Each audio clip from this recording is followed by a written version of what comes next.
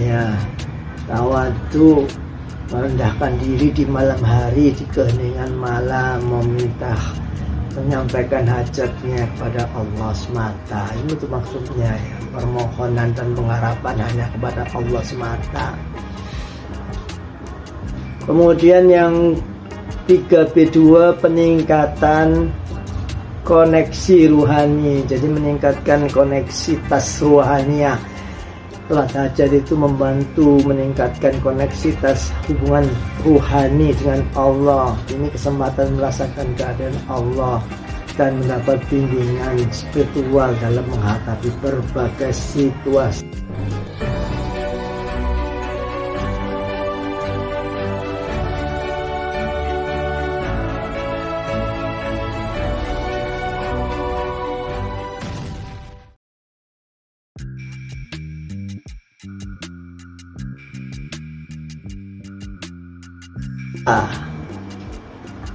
Energi sholat malam. Kita bahas penjelasannya dalam pandangan tasawuf. Sholat malam itu memiliki makna dan energi yang sangat mendalam, jauh melampaui sekedar aspek ritualnya. Jadi para sufi memandang sholat malam itu sebagai salah satu cara untuk mencapai kedekatan dengan Allah dan merasakan kehadirannya. Berikut ini adalah beberapa perspektif tentang energi dan dari sholat malam ya, yang bisa lebih dekat menuju Allah. Jadi sholat malam itu adalah waktu yang istimewa untuk mendekatkan diri kepada Allah karena dilakukan dalam keheningan malam.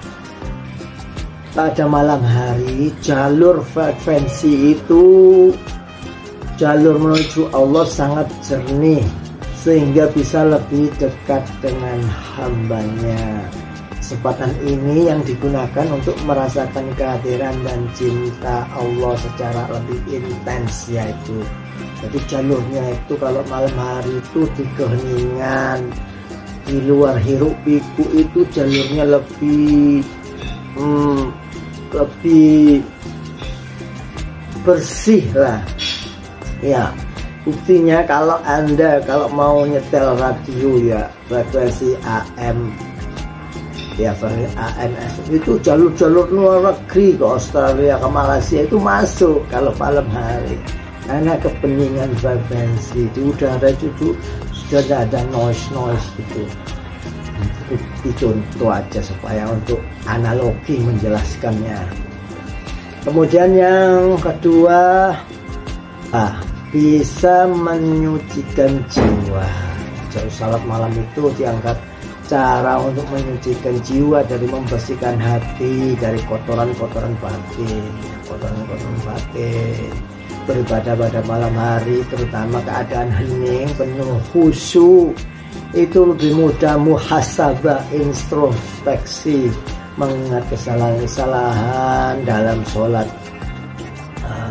Setelah sholat hajat, zikir, dalam zikir yaitu zikir istighfar, mendapatkan pencerahan rohaniah. Jadi seperti itu ya, bisa menyucikan jiwa. Berikutnya yang 3, mudah menerima cahaya. Yang dimaksud ini adalah mudah menerima hidayah ya. Kalau yang lebih tinggi lagi ilham, itu cahaya semua itu yang masuk. Jadi malam hari itu waktu yang penuh dengan cahaya ilahiyah yang lebih jelas, lebih terang, lebih murni gitu ya. Salat malam itu cara untuk menerima dan merasakan cahaya-cahaya tersebut yang membantu membimbing jiwa menuju pemahaman dan kebijaksanaan spiritual ya. Jadi di sholat malam itu banyak sekali cahaya-cahaya bertaburan energinya.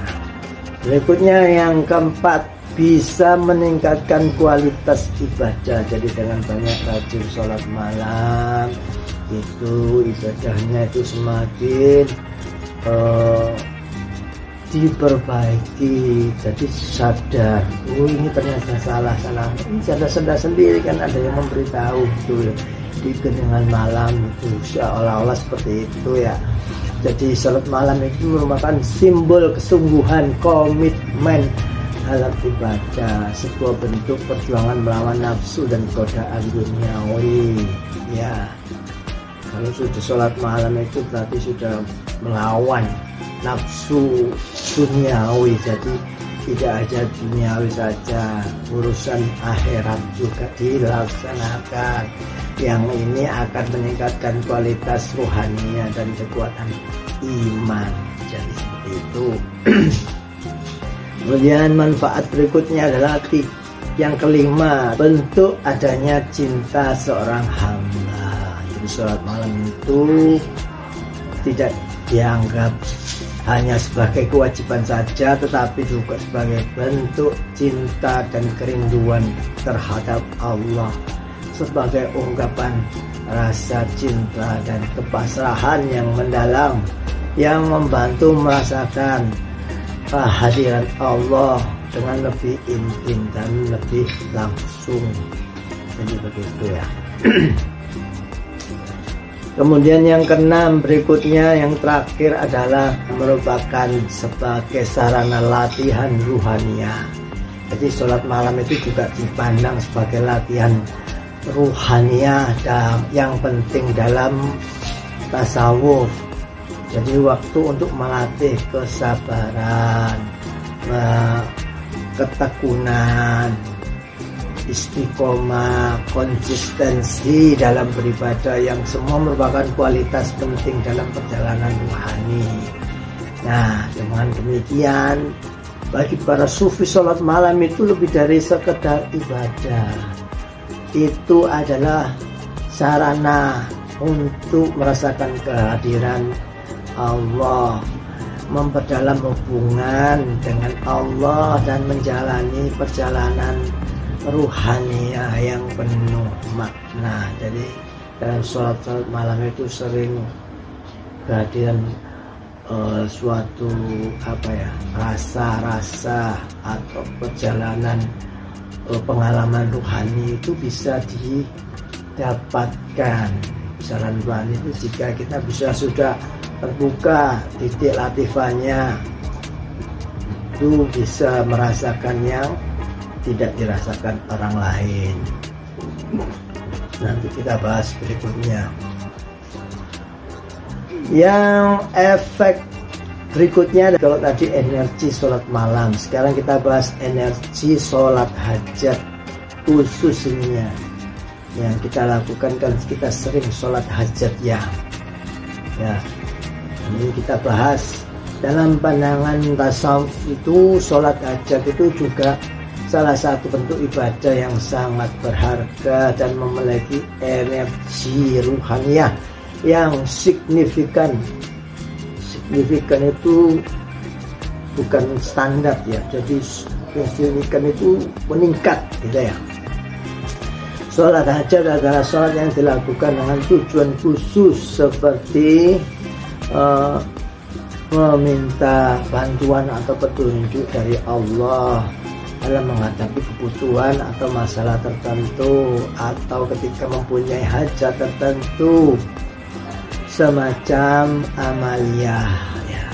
Jadi berikut ini adalah perspektif energi sholat hajat ya. Yang pertama adalah permohonan dan pengharapan, sebagai bentuk permohonan dan pengharapan. Jadi para sufi itu memandang sholat hajat sebagai ungkapan pengharapan dan permohonan yang tulus pada Allah. Kalau tulus itu berarti murni, murni itu lurus. Kalau lurus itu hanya kepada Allah saja. Nanti bentuk penyampaian kebutuhan dan kerinduan hati kepada Tuhannya dengan penuh keyakinan dan keikhlasan. Energi dari sholat hajat ini berasal dari kesungguhan niat dan kerendahan hati dalam memohon, merendahkan diri, tawadhu, ya, tawadhu, merendahkan diri di malam hari, di keheningan malam, meminta, menyampaikan hajatnya kepada Allah semata. Itu maksudnya, permohonan dan pengharapan hanya kepada Allah semata. Kemudian peningkatan koneksi ruhani, jadi meningkatkan koneksitas ruhaniah. Sholat hajat itu membantu meningkatkan koneksitas hubungan ruhani dengan Allah. Ini kesempatan merasakan keadaan Allah dan mendapat bimbingan spiritual dalam menghadapi berbagai situasi. Kalau orang bilang ngecas lah ya, kalau ngecas itu di malam hari, ngecas properti, siang hari itu macam-macam urusan itu ya, malamnya kita cas lagi, kita kembalikan pada Allah. Yang ketiga adalah ketenangan dan kepasrahan. Dapat dengan sholat hajat ini dapat merasakan ketenangan batin dan kepasrahan dan kedamaian gitu ya. Selalu bahwa Allah itu selalu mendengar dan menjawab doa-doa hambanya dengan cara yang terbaik. Yang keempat adalah sarana sebagai introspeksi diri. Ya, jadi introspeksi dan muhasabah untuk merenungkan kebutuhan dan tujuan hidup, untuk menilai diri dalam konteks hubungan dengan Allah itu sejauh mana ya.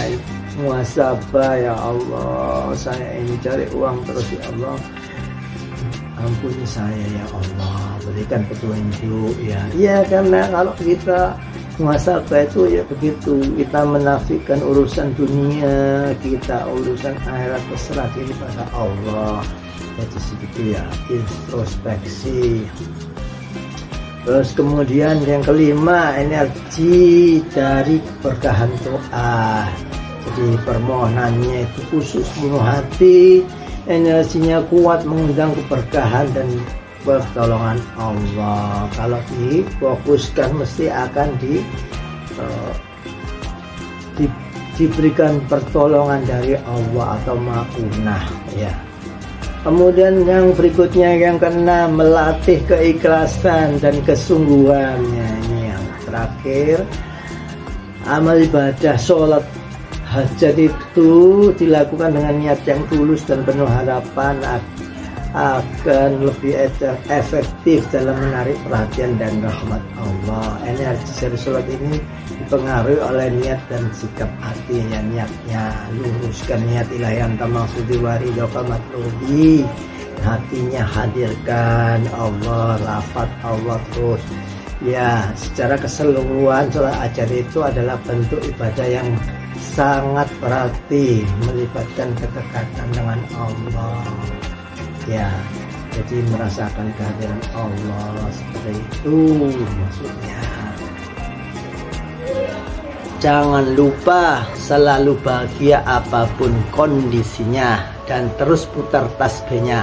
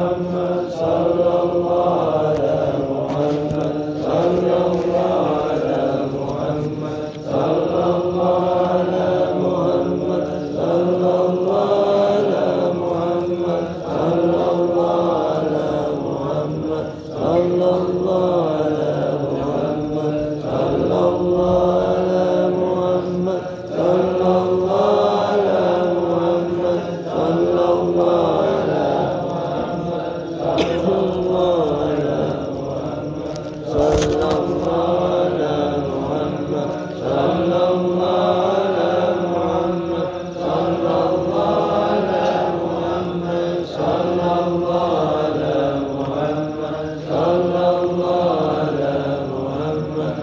sallallahu